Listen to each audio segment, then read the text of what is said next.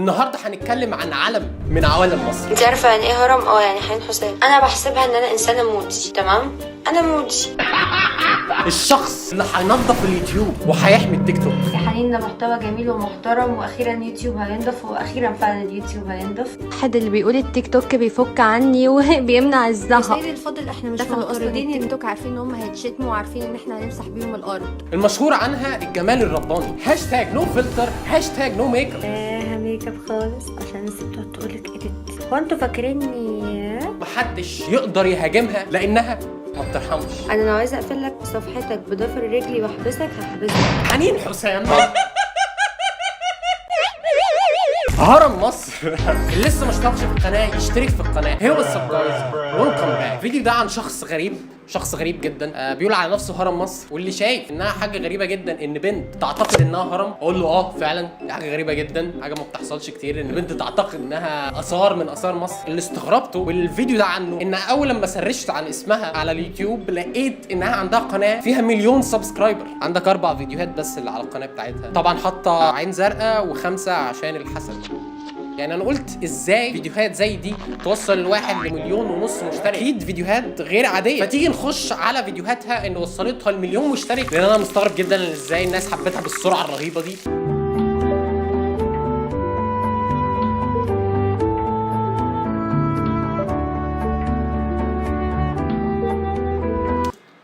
just amazing. حنين حسام في العابد والشيطان.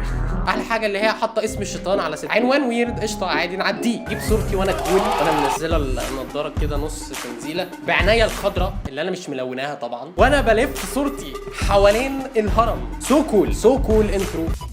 حبايب قلبي، ازيكم يا حبايب قلبي؟ عاملين ايه؟ انا جايه لكم النهارده بقى في فيديو افظع من الفيديو اللي فات. النهارده انا جايه اعمل مقارنه ما بين حتشبسوت وكليوباترا السبعه. المفروض انها بتعمل فيديوهات تاريخيه، ده اتس سو ويرد، يعني حاجه عكس اللي هي بتعمله على النت او البلاتفورمز الثانيه. ويرد جدا اللي هي تحط ووتر مارك زي دي على الفيديوهات اللي بتتكلم فيها عن شخصيات عظيمه او شخصيات تراثيه. يعني هي الفكره اللي تحترم الاشخاص اللي هي بتتكلم عليهم. حتى صورتها وهي حتى صورتها عامله كده وهي بتتكلم عن حتشبسوت. ايه العلاقه؟ يا اما بقى هي سوق تمام، هي عارفه ان الناس مش مهتمه اساسا وهي جايه بتديهم تصبيره. هناك اخبار بوجود هرم رابع في المجموعه الهرميه بالجيزه اسمه حنين حسام. بريكنج نيوز، هرم رابع يوجد في المجموعه الهرميه. واللي ما يعرفش المجموعه الهرميه دي فين، هي كاتباها هي بالجيزه. انا كل يوم في الهرم مش بشوفك ليه؟ ربنا انا نفسي اشوفك، انا هموت واشوفك. انا معجب بيكي فشخ، معجب بيكي قوي، انا معجب بيكي في كل حاجه. ده صورك كلها معايا. خلي بالك يا حنين، صورك كلها مع الشخص ده وهو باين ان هو محتاجك جدا. المفروض ان حنين في كليه اثار زي ما بتقول في الفيديو ده، Faculty of Roman and Greek Archaeology. فالمفروض اللي هتطلع مرشده سياحيه، وهي طبعا بتشرح للسياح الاهرامات. ده هرم خوفو وده هرم خفرع وانا الهرم الرابع. انا مش مرشده سياحيه، انا متخفيه زي هرم. واتف ان البنت مثلا اتشهرت فشخ واسمها غطى على اسم الهرم، يعني لو شهرتها تخطت هرم مصر طبعا استحاله. انا بس عايز افتح جوجل واتاكد هل فعلا كتبت هرم مصر على جوجل مثلا هيحصل ايه. فاحنا عايزين نفتح جوجل. تمام، هرم مصر.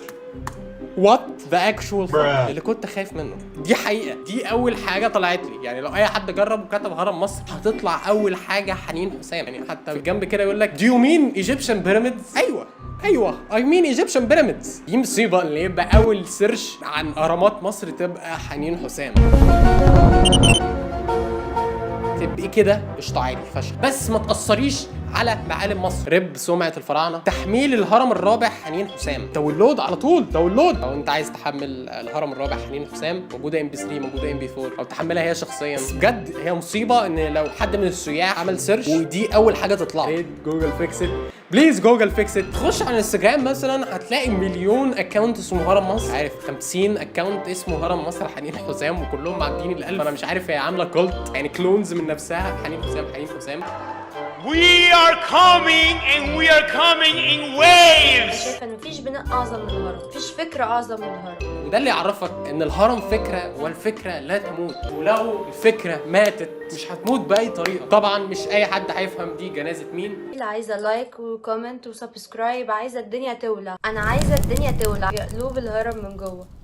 يا قلوب الهرم من جوه عايزين الكومنتات نار نار نار. طبعا انا جايه لكم في فيديو تاني خالص غير فيديو الاثار اللي انا كنت بعمله. اول حاجه احنا عارفين الشيطان، بنسمع عنه اكيد طبعا ما سمعتش عنه، ولكن عمرنا ما سمعنا عن قصه الشيطان عملها تهزني تخليني احاول ان انا ابعد عن وسوسه الشيطان. طبعا هي حنين هي المؤهله تمام اللي هي هتعلمنا هتهزنا وزي ما بتهزها كده ازاي نبعد عن الشيطان. لقيت الناس كلها الحمد لله في سبورت حلو، يا حنين ده محتوى جميل ومحترم، واخيرا يوتيوب هينضف، واخيرا فعلا اليوتيوب هينضف. اخيرا اليوتيوب هينضف، حنين هي اللي هتنضفه. حتى الفيديو نفسه عمل جليتش كده، يعني هو مش مصدق اليوتيوب هينضف، واخيرا فعلا اليوتيوب هينضف. عارف اليوتيوب قال ايه ده؟ يعني قال ايه الهراء اللي بيتقال ده؟ كلنا حرفيا كلنا ندور على الهيرو. اليوتيوب هينضف من الخراء نفسه، هينضف ذاته بذاته. ممكن على فكره الطالب اللي مذاكرش ومفتحش ماده طول السنه ده مذاكرش عشان تعبان، طب ده بيتدلع على فكره، ده ما بيحضرش الدروس. ممكن يكون اهله مكحوطه وطلعان عينها عشان خاطر هو يتعلم، ممكن يكون باباه بيشيل لقمه من بقه عشان يدفع له ثمن الدرس،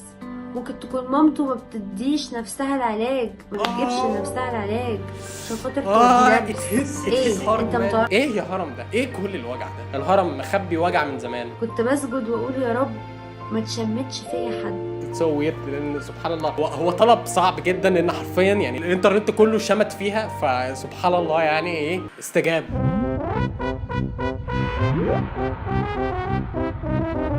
الفترة الأخيرة ناس كتير عملت فيديوهات على تيك توك، فتقوم بقى إيه عشان هي طبعا الوحيدة مصرح بيها إنها تعمل فيديوهات، إنها تعمل فيديو تهدد الناس اللي دخلت على التيك توك وعملت أكونتات. دخلوا اصلا التيك توك عارفين ان هم هيتشتموا وعارفين ان احنا هنمسح بيهم الارض. أنا عمري ما شفت يعني واحد بيكره الناس فيه للدرجة دي. يا جماعة تحذير وورنينج أي حد هيعمل تيك توك الأنسة هرم هنا هتمسح بيه الأرض، فكل واحد بقى يواتش. ممكن نعمل ديل، محدش فيكم يقرب من اليوتيوب ومفيش حد منا هيقرب من التيك توك. لو ما بطلتيش يوتيوب كلنا هننزل نفسك على تيك توك، نسمي نفسنا بقى ايه اثار من مصر، واحد يسمي نفسه ابو سمبل، واحد يسمي نفسه ابو الهول، تمام، وننزل باتل معاها. والله احنا قعدكم في البيت. مشكله حنين حسام ان هي بتنزل صور كتير على الانستجرام تستخدم فوتوشوب فيها ان هي تغير جسمها او تغير ملامح وشها. المشكله في الموضوع ده ان هي كانت بتطلع على طول بتقول لا صوري طبيعيه. هو انتوا فاكريني بتاعت الدهانات ولا ايه؟ حرفيا الصور اللي بتنزل عند صحابها غير الصور اللي بتنزل عندها. دي الصوره اللي نزلت عند صاحبتها ودي الصوره اللي نزلت عندها، مش اختلاف. هي طبعا مش عامله اي ايديت للصوره والفوتوشوب مش باين خالص. ملاحظين التغيير؟